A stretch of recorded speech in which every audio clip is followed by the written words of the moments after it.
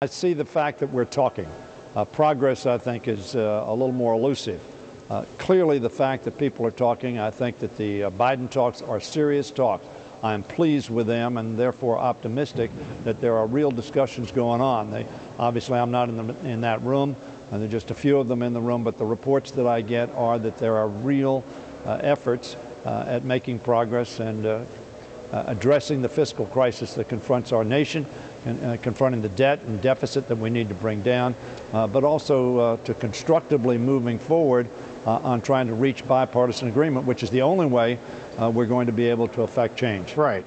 But efforts at progress are different than progress. That's and correct. Saying something is on the table when it really means it's just your proposal, that's not moving us any closer to the goal line. No, I agree with that. That's why I said that I am optimistic because I think there's serious meetings. I was not sure there were going to be serious meetings, but I'm not optimistic from the standpoint that there's really been no substantive progress made yet. I was pleased that Mr. Boehner said today that we have to address this deficit issue, the debt extension issue, in a timely fashion and do it before we get up to a deadline. I've said that now for over a month. I agree with Speaker Boehner on that. I'm hopeful that we can get there. Unfortunately, this week we played a game. We played a game where the Republicans on the limit, knowing full well that it must be extended and it would be catastrophic if we didn't, simply put on a piece of legislation designed to fail. And in fact, every Republican voted against it.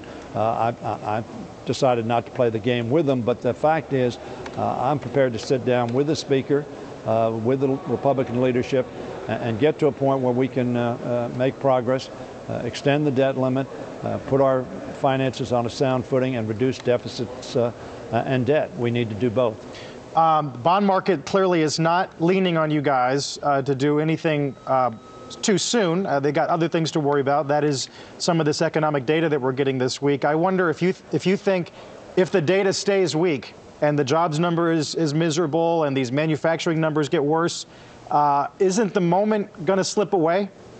Well, I think it's possible that it will slip away. I think the urgency of the challenge that confronts us ought to be evident to us all, and we need to act in a bipartisan fashion. I've said that, for instance, on debt reduction and deficit reduction, which I think is important for us to do, everything needs to be on the table. I've said that now for a year and a half, and I'm prepared to work with my Republican colleagues and my Democratic colleagues and the President of the United States to reach that end. I think he is as well.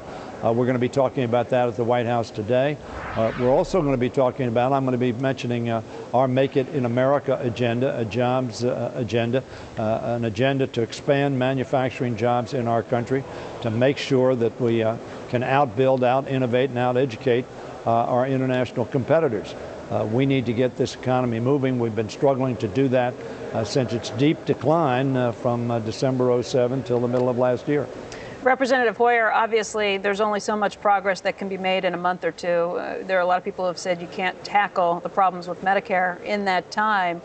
And yet there seems to be this issue where if we get past a crisis, the urgency goes away. Somebody pointed out yesterday that the Bowles-Simpson Commission was a result of the last time this happened, and we didn't take their recommendations very seriously either. How do we make sure that there maintains a real focus on trying to work down some of this debt if there's not an immediate threat and if you continue to face issues like rising unemployment, as could be a real potential? Well, Becky, I hope that's not the case, but you're right. It's a potential. But let me say that raising the debt limit is something that everybody understands must be done. I don't mean that everybody agrees with that, but all the leadership on both sides, the president and most people that consider the consequences, believe this has got to be done. But the crisis is not just the immediate extension of the debt limit. The crisis is the economic situation that confronts us. The government spending, entitlements, defense spending are simply not sustainable. That is a long-term challenge for us that must be solved, and it frankly must be solved in the short term, irrespective of the debt limit issue, which is an immediate one that we must address. But I would hope and believe that most members of Congress And the American public understands that this is not a crisis that will go away by extending the debt limit. The crisis will maintain, and we need to address it, and we need to address it now. In my view, the next 5 months are the most timely ways that we can do that. Before we get into the election year, we have bipartisan representation. Hopefully we will have bipartisan responsibility. Leader Hoyer, we had Leader Cantor on talking about the Korea and Colombia and some of those things. And are you working behind the scenes? Can you put something together? What do you need to agree to get the Republicans to agree to the job training? How much money? Is there going to be a compromise where we can do this in the next month? Well, first of all, as you know, I am for passage of the Korea, Colombia, and Panama trade agreements. I think that will help our job situation, help our competitive situation.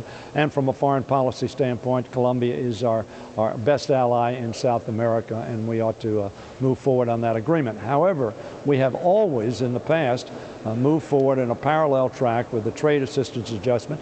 Clearly, and I've discussed this with Republican leaders who acknowledge that there are disruptions and that we ought to have a program to ensure that those disruptions are minimized and that we retrain people who are displaced. We passed that, as you know, last year in December, extended it temporarily on a bipartisan basis through unanimous consent. That is no opposition in either the Senate or the House. I would hope we would move forward on a bipartisan basis. I've talked to Speaker Boehner about that. I'm hoping that we can adopt the trade adjustment assistance very soon. And I think on that point, then the president will send down the trade agreements. We have proposed a squawk beer summit tomorrow morning at the Labor Department. If you'll show, Cantor might show, if you'll show, can you come over to the Labor Department and see it? I don't know that I want to be at your beer summit, but it's an interesting idea. What if we make it straight Scotch? So he's got, hey, Steny, what was your... Well, I'm a Sprite drinker myself. What can I tell you? Right. What dorm did you stay in at College Park? I slept over in Somerset on Friday night. You know where that is? Sure I do, yeah. Yeah, and they have a statue of Jim Henson, but no Steny Hoyer statue down at University of Maryland. And is that an oversight? Do I need to suggest that?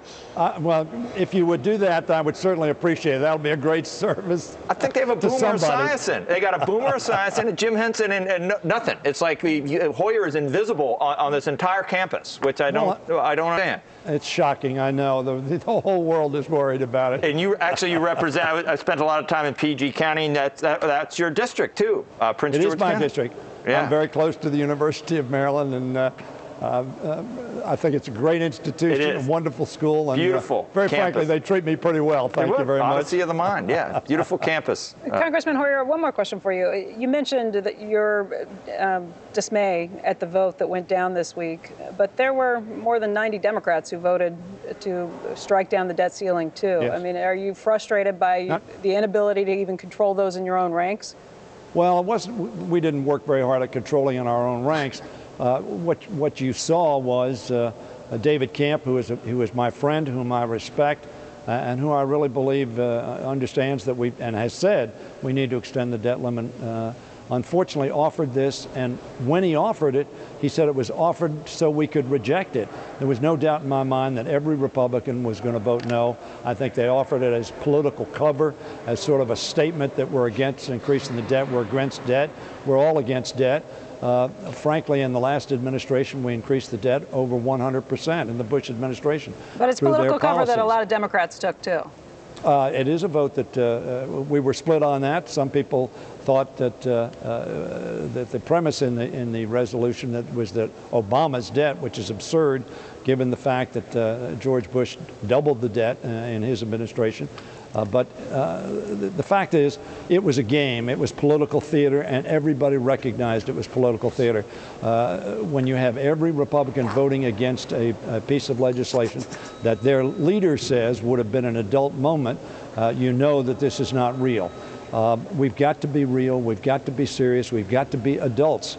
And we need to address this in a bipartisan fashion. And I'm prepared to work with Mr. Boehner and Mr. Cantor and get the necessary votes from both sides so that we don't make it a political football from both sides to extend the debt consistent with what is needed so that we can pay the debts we've already incurred. It's an adult matter for us to address, and we ought to act like adults. Well, we're ready tomorrow to start this whole thing, this adult thing tomorrow.